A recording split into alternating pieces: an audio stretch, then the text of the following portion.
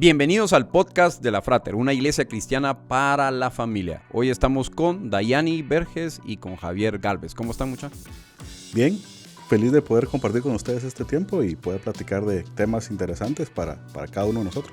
Así es, Jorge y Javier, la verdad que contento por lo que el Señor está haciendo en nuestra congregación y aquí listos para compartir. Qué buenísimo. Mucha, ¿qué edad tienen ustedes? Yo 44 años. Al día de hoy, 45. 45, o le llevas un año, creo. Que me respete. Yo tengo 52 años. Te respetamos. No importando la edad, creo que todos vivimos algo. Puede ser que tengamos 5 años, 6 años, 7 años, 8 años, 52 años. Vivimos todos algo que se llama presión social. Sí. No importa la edad. Y vamos a seguir creciendo, vamos a seguir cumpliendo años y vamos a seguir teniendo esa presión social. ¿Qué creen ustedes que es la presión social? Creo yo que es lo que te motiva, para bien o para mal, según tu círculo de influencia, por ejemplo, quizás. Creo que es la insistencia de un grupo que te mueve a hacer algo que no querés hacer o no estás completamente seguro de hacerlo. Y como bien decís vos, en diferentes edades o diferentes épocas pueden ser diferentes situaciones a diferente nivel, ¿verdad? Claro.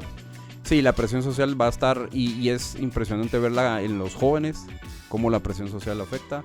Y hablamos y a veces pensamos que la presión social es en jóvenes, pero no solo es en jóvenes, es en niños. Los niños tienen una presión social, nosotros tenemos una presión social. Ahora, vos decías algo importante, para bien y para mal. Uh-huh. ¿Es en algún momento la presión social buena? Definitivamente, porque cuando nos motivan a hacer algo bueno, por ejemplo, ya que estamos aquí solo veteranos, ahorita nuestras conversaciones son cómo me cuido, cómo mejor, estoy haciendo ejercicio. Entonces hay una presión de decir, no, hombre, yo también me tengo que cuidar, yo también quiero durarle a mi familia. Entonces yo tengo amigos que me motivan o sea, los veo bien y digo, pues chicas, estoy comiendo mal. Entonces esa presión siento yo, tengo que cambiar. Entonces la presión social puede ser buena y mala y la buena, excelente, que venga más. Porque te lleva a esas acciones, ¿verdad? Gente que se está cuidando te motiva a que te cuides.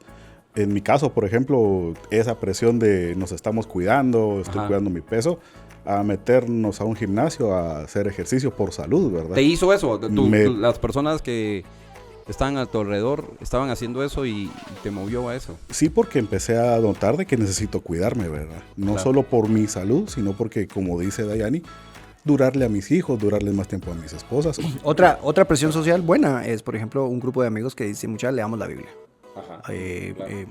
Estudiemos más, metámonos, por ejemplo, a la Frater, a la Facultad de la Fe y Liderazgo, segundo nivel, tercer nivel, al diplomado ministerial. Entonces, esa presión social es buena. Es buena. Sí, esa presión social también de tal vez no te gusta la lectura y miras que otros están leyendo, te mueve. La presión social puede ser para bien o puede ser para mal. Va a tener que ver el círculo. Y hablábamos también, Dayani, vos mencionabas que es el círculo alrededor. Pero no solo es el círculo alrededor. ¿Cómo hoy las redes sociales, el internet, cómo ejercen una presión social en nosotros? Dependiendo de nuestra... perdón por adelantarme, amigos, Javier. Pero ponete, es en donde yo me mueva, ¿verdad? Ya sea que lea tantos periódicos en papel, que hay bien pocos, ¿verdad? Pero quizás esa es mi presión social. De ahí viene la presión. O si soy muy dado a las redes sociales, de ahí viene mi presión. O si soy de ver televisión, ahí viene mi presión. Entonces es donde yo más tiempo pase, es desde donde voy a recibir la presión. Ok. Javier, ¿cómo la ves vos? Creo que tiene que ver también con la opinión que me puede generar, ¿verdad vos? Sentirme presionado a hacer cosas que otros están haciendo, porque se puede ver bien. El experimentar esto, por ejemplo, con jóvenes con los que trabajan en el liceo, que quieren ser parte de un grupo, entonces ven que en redes sociales están haciendo algún trending o algo, entonces ellos quieren hacerlo también para ser parte de un grupo o ser tomados en cuenta o destacar. Puede influir para bien o para mal, ¿verdad? ¿Y por qué? Por ejemplo, vos mencionaste un tema ahí interesante, alumnos, jóvenes, ¿por qué ellos ceden a la presión social? Por ejemplo, hablemos de una presión social mala que los lleva a cosas pues que no deberían de hacer. ¿Por qué ellos ceden a la presión social? Creo que tiene que ver con el sentido de pertenencia, el formar parte de un grupo. Hablábamos de la presión buena o mala. Por ejemplo, una presión social buena, el formar parte de células.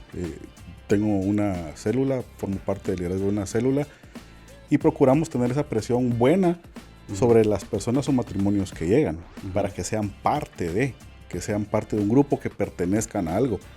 Porque mucho de eso va a que quiero hacer algo y cedo ante esa presión social para ser parte de ese grupo. Quiero ser incluido, quiero ser tomado en cuenta, ¿verdad? Claro.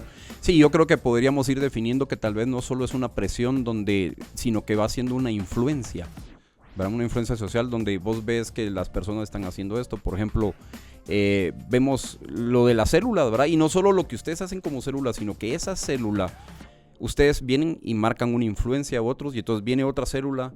Al final no estamos en una burbuja, sino que estamos rodeados, vemos y seguimos.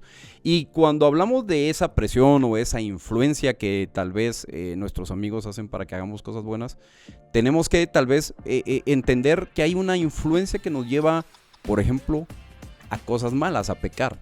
¿Cómo nosotros como cristianos tenemos que estar alertas a que esa influencia no nos lleve a pecar? ¿O cómo nos influencia las personas alrededor a pecar, a separarnos de Dios, a hacer lo que no debemos de hacer? Yo creo que una manera es sabiendo quién soy, es decir, conociéndome a mí mismo, reconociendo cuáles son mis debilidades, ¿verdad?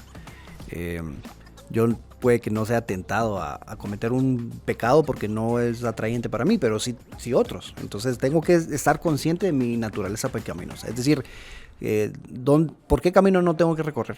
¿Verdad? Okay. Yo sé por dónde no tengo que ir, yo sé qué tipo de amistades o qué tipo de conversaciones, qué tipo de literatura, qué tipo de música, qué tipo de shows en la televisión no debo ver, porque eso va a generar en mí una tendencia o se va a hacer... me va a pavimentar la calle para que peque. Entonces tengo que estar consciente de mis debilidades, ¿verdad? De dónde soy débil. Y no solo reconocerlo, sino luego rendirlo al Señor, ¿verdad? Al final creo que también uno debe ser sabio y decir, ok, creo hay ciertas cosas en las que nunca así que voy a tratar de decir, ya vencí la tentación. No, mejor huye, le dijeron a Timoteo, de las malas pasiones de la juventud. Entonces, estar consciente de mi naturaleza pecaminosa, donde yo necesito la fortaleza del Señor y su ayuda, mantenerme alejado. Y entonces, de esa manera es como yo me mantengo lejos, ¿no? Somos influenciados todos los días a hacer el mal por la sociedad. ¿Cómo te sentís influenciado por la sociedad, por los amigos a hacer el mal, Javier? Creo que tiene que también ver mucho con lo de mi propia naturaleza, ¿verdad? Me voy a sentir influenciado por las cosas que me atraen. También comparto eso con Dayani. Y tengo que estar consciente de qué cosas debo de huir. Entonces, el ceder ante esa presión social para caer en tentación tiene mucho que ver conmigo. Y tiene mucho que ver con mi identidad. Claro. El entender que estoy en un proceso diferente, estoy en un proceso de crecimiento. Estoy en un proceso en el cual, a pesar de que puedo fallarle al Señor en algún momento, entender que puedo ir hacia Él de nuevo, ¿verdad? Todos hemos posiblemente fallado en alguna cosa, hemos cedido ante la tentación. Y sí, en el mundo va a haber publicidad que de repente me va a dar la atención, o va a haber amigos que me van a mover a las cosas que posiblemente me gustan, pero sé que no debo de hacer. Debo de estar consciente de esas cosas para poder decir no en un momento. Claro. Estar consciente y no decir no es malo.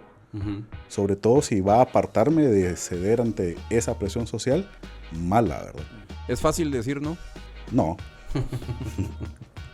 Sí, definitivamente que no, pero es ahí donde viene nuestra fortaleza en el Señor, ¿verdad? Claro. Y descansar en Él, ejercer el dominio propio, creo que es una de las características del cristiano. Claro, Romanos 12:2 dice, no se amolden al mundo actual, sino sean transformados por medio de la renovación de su entendimiento. ¿Qué creen que dice ese pasaje? ¿Cómo lo aplicamos? Ahorita estamos hablando de cómo esa influencia a hacer el mal la tenemos todos los días, pero ¿cómo llevamos a la práctica ese pasaje? Romanos 12:2, no se amolden al mundo actual, sino sean transformados por medio de la renovación de su entendimiento. Okay. No entrar al molde, es decir, reconozco el molde donde está, o sea, el molde es el patrón, en reconocerlo. No me voy a meter. Entonces, ¿cómo no me voy a meter? Transformando, o mi pensamiento siendo transformado. ¿Cómo? A través de la palabra. Entonces creo que es una vida continua de oración, de reconocimiento de la soberanía de Dios, reconociéndolo a Él en mi vida. Y decir, no voy a caer en eso. Y manteniéndome firme, ¿verdad? Y rodeándome de amigos que me ayuden a moldarme. Ajá. O no entrar en ese molde, pero en cuál otro sí. Porque los moldes no son malos, ¿verdad? Entonces, claro. un molde de lectura de la Biblia, de oración, de santidad, eso no es malo. Entonces, no debo amoldarme al mundo, sino debo ser renovado, transformado o la renovación de mi entendimiento, mi pensamiento es mi rendición continua al Señor, vamos. Creo que también hay varios aspectos aquí parto de esto primero, en el que el mismo Señor Jesucristo dice que estamos en el mundo, pero no pertenecemos al mundo. El mundo es contrario al Señor, ¿verdad? Es contrario a Dios. El mundo y sus deseos son contrarios a la santidad que el Señor requiere o enseña al creyente, ¿verdad? No entrar en ese molde, como dice Dayani, aunque estemos en el mundo, no hacer las cosas que el mundo hace. El mundo va a llamar a lo bueno malo y a lo malo bueno. Ajá. Debemos de entender y reconocer esa parte. Creo que también tiene que basarse en esto nuestra identidad, porque eso me va a ayudar a transformar mi pensamiento, a transformar mi mente en Cristo Jesús, ¿verdad? Claro. En la lectura de su palabra, tener estos grupos de comunidad que me acerquen al Señor, el pertenecer a una comunidad que me lleve a conocer o a interesarme más en Cristo que en las cosas del mundo, ¿verdad? Claro. Sí, y es que Pablo pone, no hagan esto, pero hagan esto. O sea, no hay un imperativo ahí de prohibición, o sea, no se amolden, pero sean transformados. Y hablabas esto de la comunidad y leer la palabra, que es que Dios nos transforme. Ahora, esa es una influencia, una presión social a hacer lo malo, pero creo que en nuestra audiencia hay muchos líderes, muchos voluntarios, muchas personas que sirven a Dios. ¿Cómo ven ustedes que hay una influencia o una presión social a que haya un liderazgo donde yo me sirvo de las personas? Jesús lo dijo en Mateo 20. Les dijo, ustedes ven que las autoridades abusan del poder, pero entre ustedes debe de ser diferente, no debe ser así. Al contrario. ¿Cómo ven esa influencia? Porque miramos, ¿verdad? Miramos que hoy en día el mismo, al final es nuestra naturaleza humana que nos va a llevar a querer ser servidos en lugar de servir. Y ahí, pues, vemos esa influencia. ¿Cómo contrarrestamos esa influencia?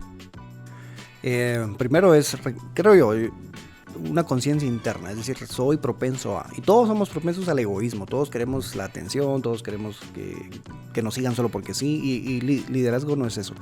Creo que Jesús lo dijo bien claro y debemos practicarlo. El Hijo del Hombre no vino a ser servido, sino a servir. Uh-huh. Si nosotros nos llamamos verdaderos discípulos de Él, esa debe ser nuestra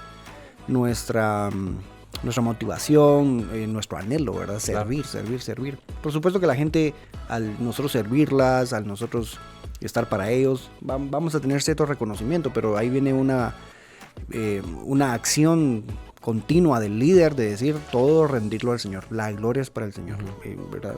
Muchas veces nosotros podemos dar un buen tema o una prédica y mi hermano que chilero me gustó, gloria a Dios, es por la gracia del Señor. Reconocer y devolverle a Él todo, ¿verdad? Okay. Entonces esa práctica de humildad, y no es una falsa humildad porque debe ser algo genuino, cuando lo genuino dura y lo que no es genuino se desvanece rápido, ¿verdad? Entonces es reconocer que todo es para el Señor, ¿verdad? Y por supuesto que se siente chileno que a uno lo feliciten, pero uno debe de evitar, o sea, continuamente batallar contra eso. Es una batalla continua en el corazón, en la mente del líder, y yo debo estar consciente de que no debo permanecer en ese círculo de adulación mucho tiempo, claro. ¿Verdad? O sea, me felicitan o yo qué sé, gracias, gloria al Señor, y luego, Señor, Padre, tú sabes que esto no creértela tanto. Por supuesto, sí. Al final, pues, que te feliciten no es malo. Claro. Y que hagas las cosas bien no es malo, al contrario. Pero es una práctica, desde mi perspectiva es una práctica continua de decir, todo es para el Señor. Tener los pies sobre la tierra siempre, ¿verdad? Creo que también leía Efesios 2:10, dice, porque somos hechura suya, creados en Cristo Jesús para buenas obras, las cuales Dios preparó de antemano para que anduviésemos en ellas.